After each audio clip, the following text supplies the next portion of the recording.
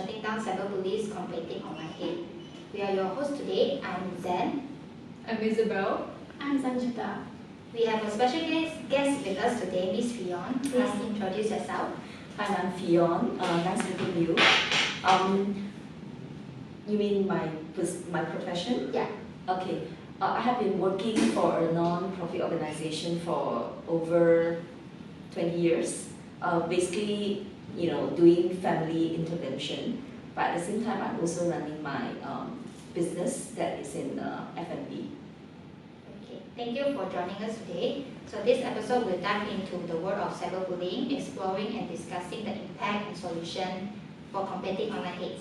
As the internet continues to grow, it brings us a lot of helpful things that make our life easier.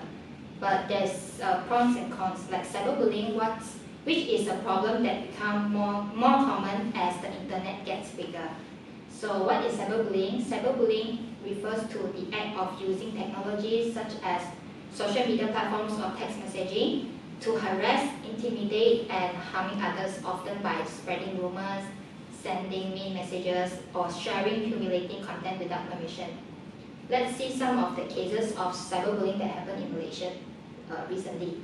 There's one case about a teenage girl who took her own life after an Instagram poll. She was only 16 years old and she's from Sarawak. She ran a poll on Instagram with the question, really important, help me choose D/L.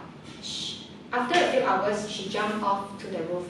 The poll shows that 69% of her followers choose D, which means that, whereas L is meaning live.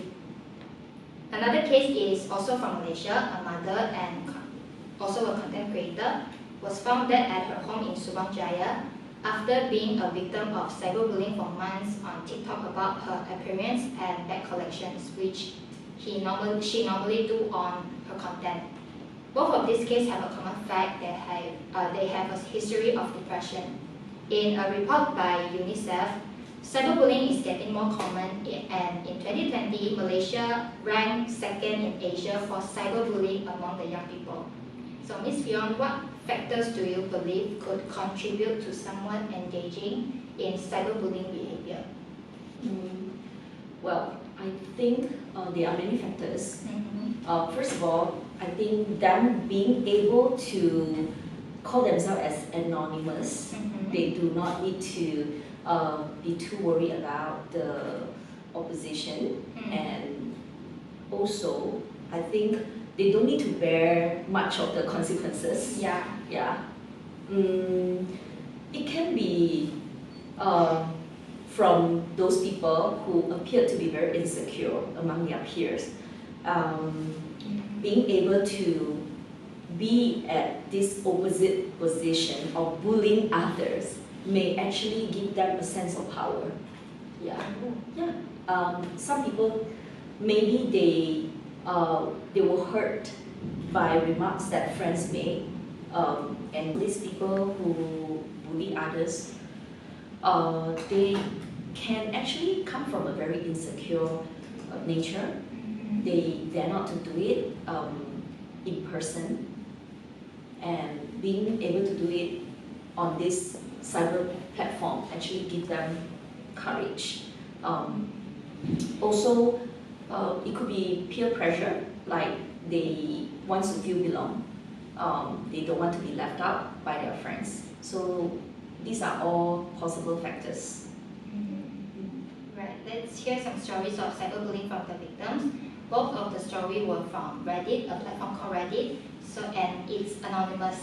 So there's a girl shared her story being cyberbullied in her 2nd grade, which is 13 years old. She being said that she's a retarded and deformed and backwards, and she should get raped and killed. Not only is she being bullied, there's also other victims being bullied by the same person. Because of this, she said that her brain is wired to think that she deserves to be abused and taken advantage of. She feels damaged by the cyberbully that takes a lot of repair to repair that damage. She reported to the police, hoping that one day they will find this cyberbully and catch her and bring her to justice, as she never faced justice fully for she did. but so far I read the comments, there's no any updates yet. So another story is this, who is also a girl, being pretended by someone, creating a lot of fake accounts, and no one stood for her. She was all alone to suffer. People said that would help her, but they just let her to be bullied by the cyberbully and block her instead because they think that she was the fake one. The cyberbully kept using multiple accounts to send her death threats, rape threats, and was telling her to commit suicide, how she deserved to be raped. She did block the person, but all the person did was harass her account after account, and finally she decided to deactivate her account. I think that she's quite positive, as in like she doesn't want to end her life. It's just that this situation makes her feel upset and wanted to talk to the cyberbullying, wondering why she did this to her. So a small fun fact, do you guys notice that most of the cyberbullying cases we read through in news are mostly girls? Yeah. It actually has a data report for this.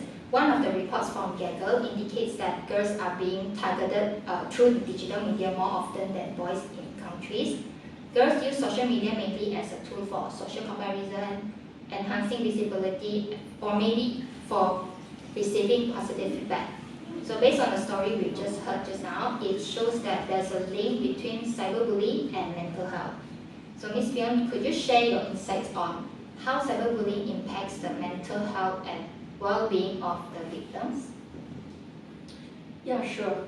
I think, as what you said earlier on, some of these cases were reported as having depression history.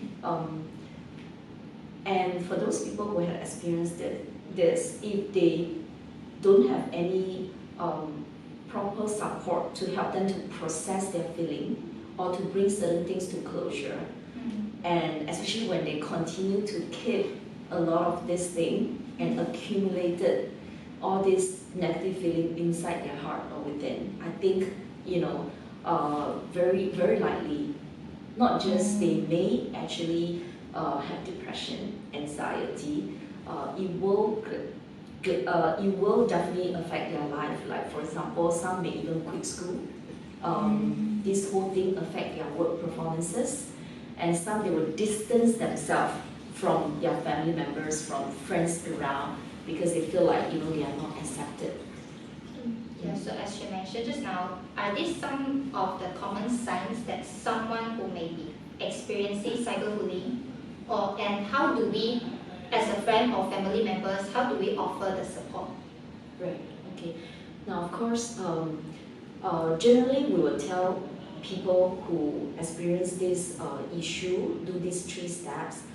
First of all, say no to the person who bullied them, and then stay away from these people. Like what you said earlier on, they can actually block this person and all that, and then go and tell someone until someone is willing to listen to them.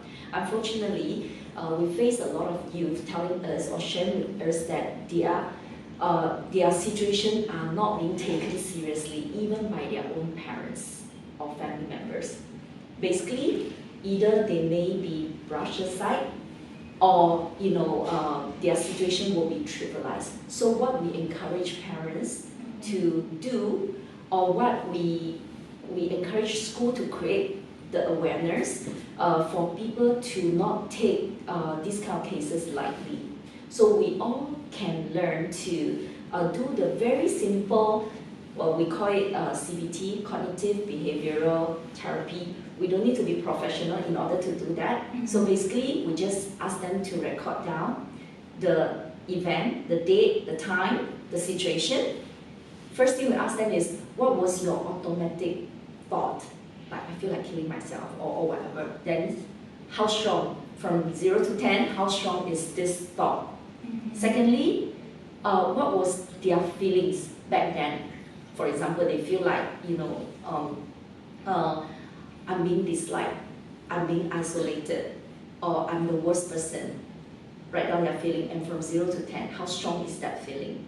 Then only, ask them to take time to process that, and then write down what can be the alternative thoughts, so that they themselves will learn how to handle this for long term, because they may not be able to always go to people, and they may be too tired and too fearful of even going to the professional individual to seek help. So by being able to learn all these simple exercises themselves will help them. Thank you. Also, according to research, I would like to say that in Malaysia there are many helplines and support centers that extend help to those in need, such as the most famous one is Befrienders, Talian Heal 155 helpline, Sage Center, Malaysian Mental Health Association, MMHA, MIASA, Crisis Help Center. So what do you think about these helpline and the quality of support they can offer to those who are in need of someone to reach out to? What is your opinion on these organizations that reach out, that extend support to those in need? Yeah, I think all these are good. Usually the lay people who go through this suffer, they may not have the direct access to all these organizations. So if school or the community that they are in can provide the information or have all this information more ready for them to access, I think that will be very helpful. Yeah. Also, however, the recent study concluded that victims of cyberbullying are twice as likely to attempt suicide or engage in acts of self-harm.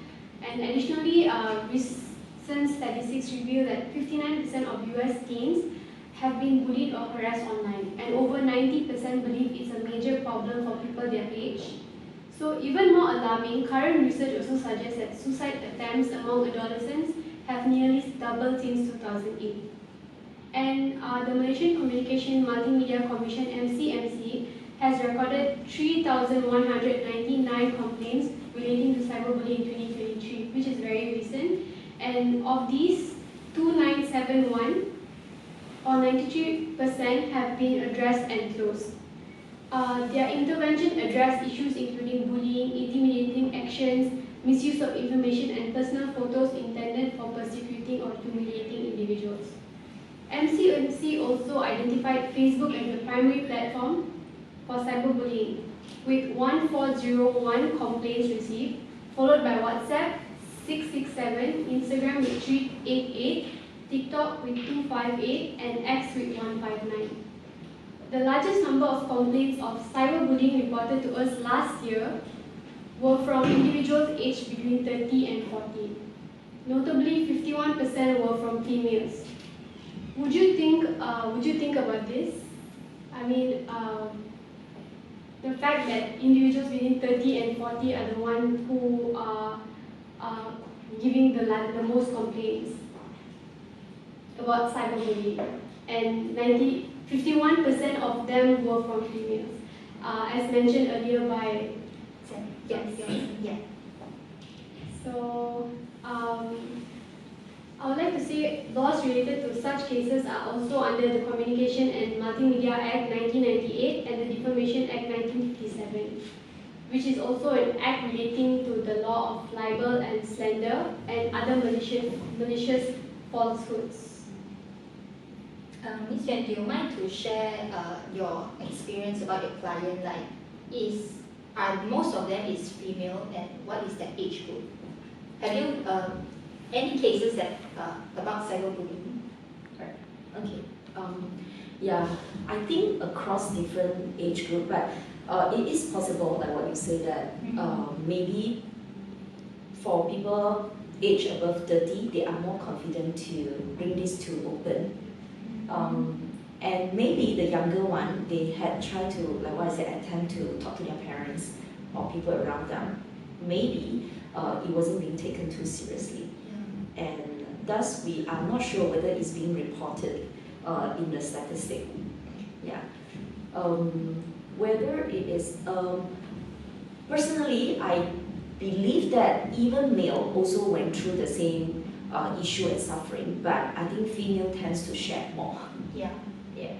Usually, for any counselor, we encourage female handling female, male handling male, because yeah, so that they will not be held back to share certain things that is more sensitive.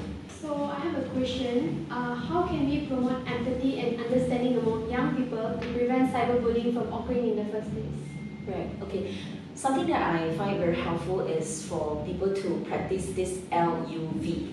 So L stands for listening, U understanding, and then V is validating. So what you need to do, love. So what you need to do is listen first. Just really listen first. Then try to understand what this person is trying to tell you. Then all you need to do is to validate by saying things like, you can paraphrase it by saying, okay, so what you are trying to say is, when this person did this to you, you felt this way.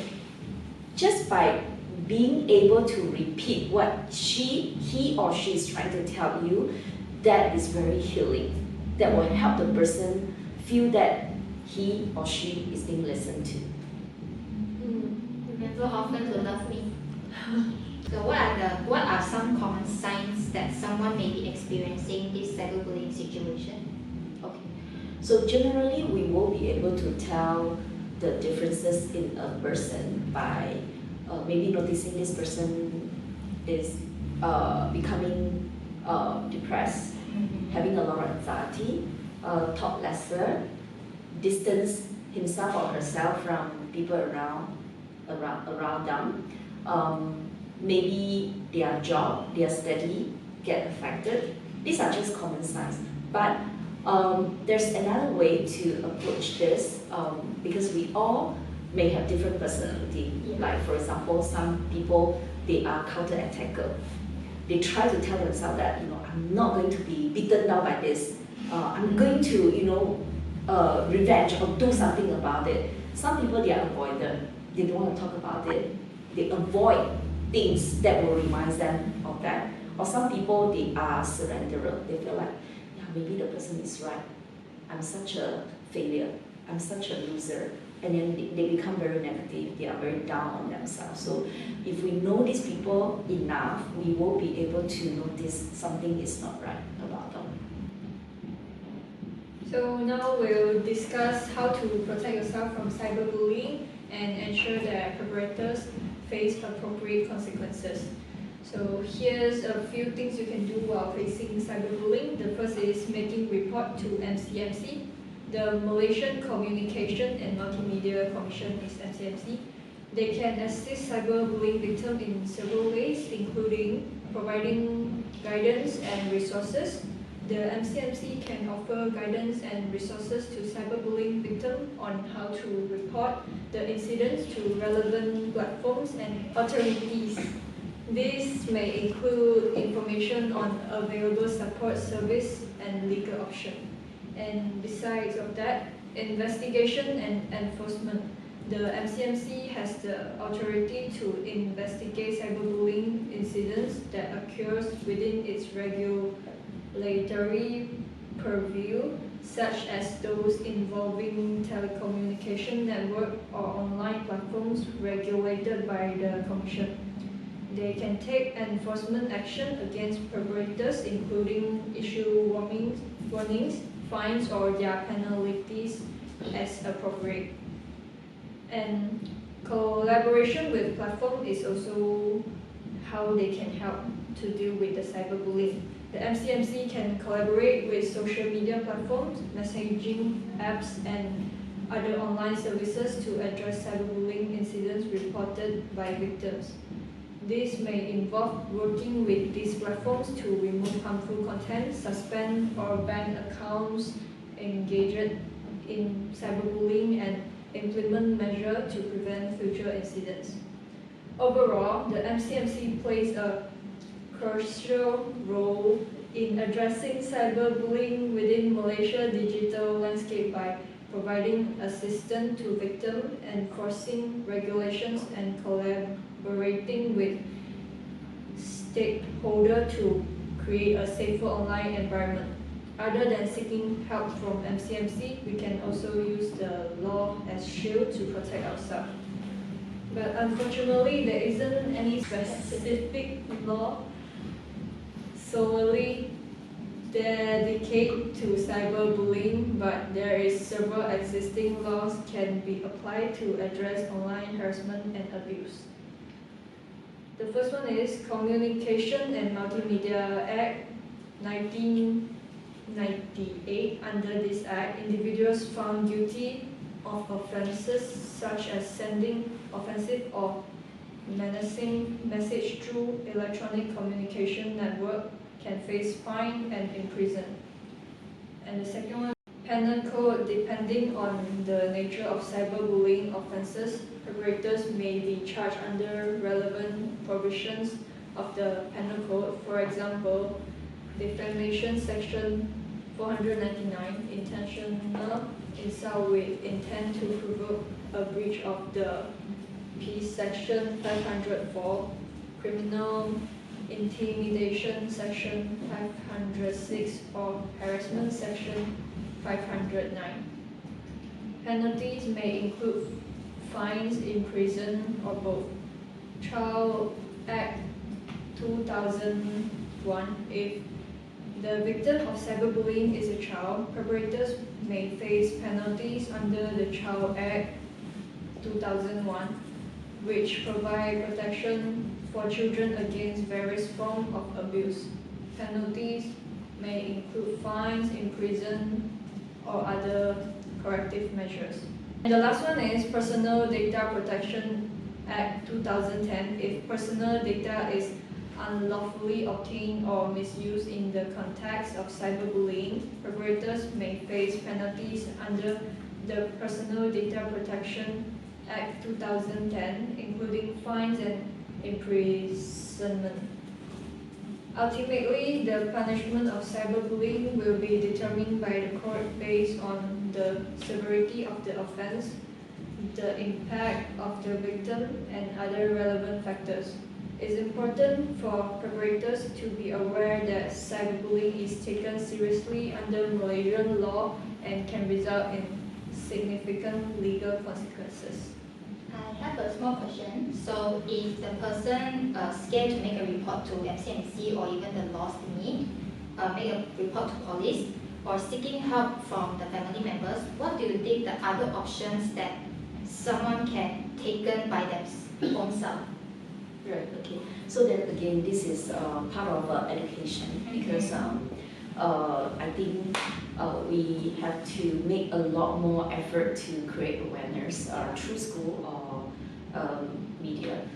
One of the things that I felt that will help this person to process own feeling, or at least bring certain things to closure, is to learn how to, we call this vulnerable statement, to be able to write down their own vulnerable statement will help them. These are the 4 steps. First of all, this person can actually write down her own fear and weaknesses, like fear of, if I tell this person, they don't believe in me, or the fear of what kind of consequences when I make the report. So write down the fear. Secondly, write down the feeling. When this person said that to me, it made me feel like I'm the worst person ever, or whatever the feelings. Then third one, what's the need?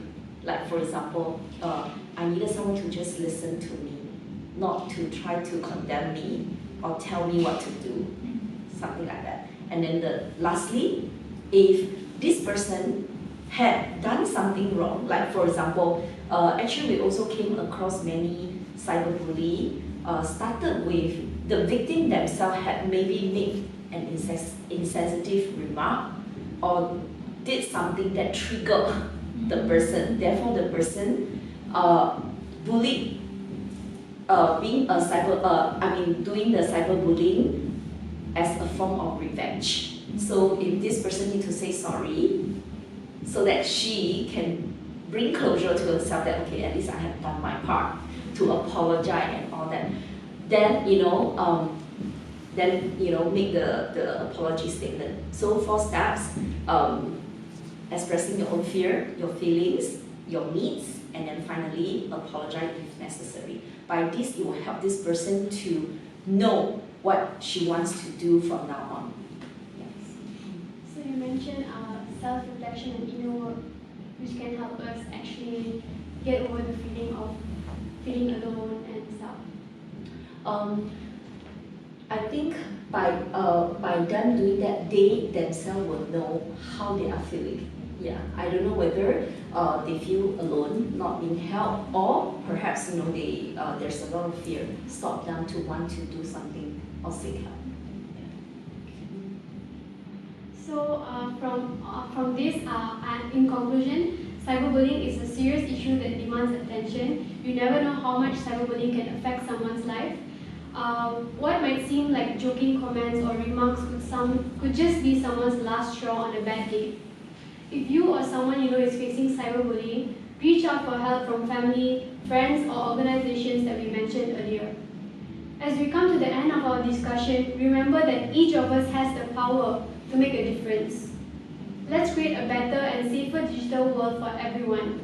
Once again, thank you, Ms. Fyon, for sharing your thoughts and expertise with us today. So that's the end of our podcast. Thank you for your tuning in, and that's all for today. Thank you. Thank you. Thank you.